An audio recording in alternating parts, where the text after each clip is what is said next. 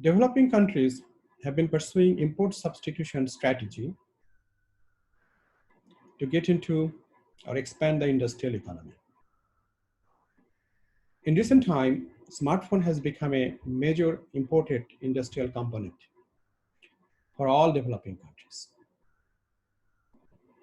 To take advantage of it, major developing countries are pursuing aggressive strategies to allure investment for import substitution of this lucrative item.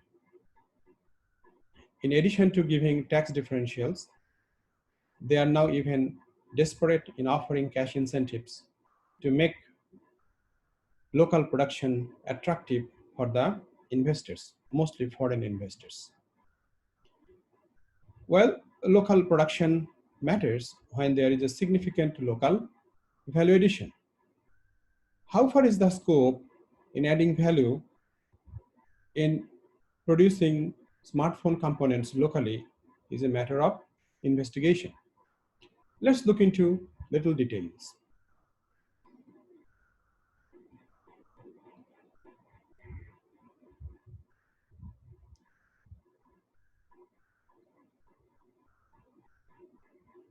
This is the breakdown of Apple's recent iPhone. The left screen seems to be, or left side of the screen seems to be quite busy, crowded, but let's look into the right, that bar graph. Though the retail price of iPhone is almost $1,100, but actual cost of production or cost of components is quite lower, around $400. Now, where does the money go? Money goes in a display. That is multitask display that cost as high as $120. Then second item is processor. That goes almost $30. And camera is another very expensive component, almost $50. So the major cost items are in display, are in camera, are in processor, are in memory. Now let's go into the next slide. Here we see the cost breakdown of previous generation of iPhones. And the similar situation is here. But the most important thing is that what is the labor component? So just $4 to produce iPhone 6, just little more than $4 to produce iPhone 6 Plus. And that's basically the situation of adding value through labor. And you see another thing, mechanical component, $35. Mechanical component here is $30.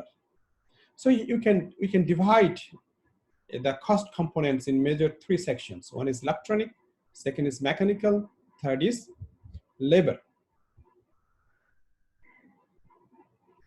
Now, let's start from the most expensive component, that is called a display, multitask display. Why doesn't Apple produce that? Why does Apple outsource it from major Japanese firms? Because there is high scale advantage. That means just meeting the requirement of Apple's iPhone is not sufficient to get the scale advantage to produce. So if India even, which has recently declared additional $6 billion cash incentives to allure component makers to come into India. So if the displays are produced only just to meet the requirement of India, then scale advantage would suffer. That means cost per display would be higher than the international market. Second thing, labor component in display making is extremely low. Over the decades, display makers have done significant research in automating their production process. And moreover, there has been a continuous research in producing intellectual assets in updating their design of displays and the production process. So you set a large plant. Now you need to produce a large volume of components to take the scale advantage, and you need to recover the investment in a very short span of time because underlying technology is highly amenable to growth. Second thing is the sensor, camera sensor. It's another costly item, as high as $50 for latest iPhone.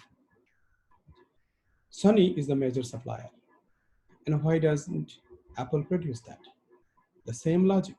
It is cheaper to buy from Sony. And Sony centralized production facilities. Sony invested almost 15 years in 70s and 80s to develop the basic intellectual assets and the production process to produce it. And since then, Sony has been investing in research and development in mastering the science and technology of producing high quality image sensors. And if you just bring the plant into India, it would not be a economically better alternative. Often these plants cost $5 to $10 billion to build. Like Sony recently announced its expansion with another $5 billion plant. And what about other items like processors, memory, the same logic. So what is left? You are left with mechanical components, that is a small fraction of the cost as we should looked into before. And then the labor of assembling, that is basically negligible, $4 or $5 per handsets. So it seems that the local value addition in domestic, to serve the domestic demand in developing countries, even in India, smartphone doesn't offer lucrative option.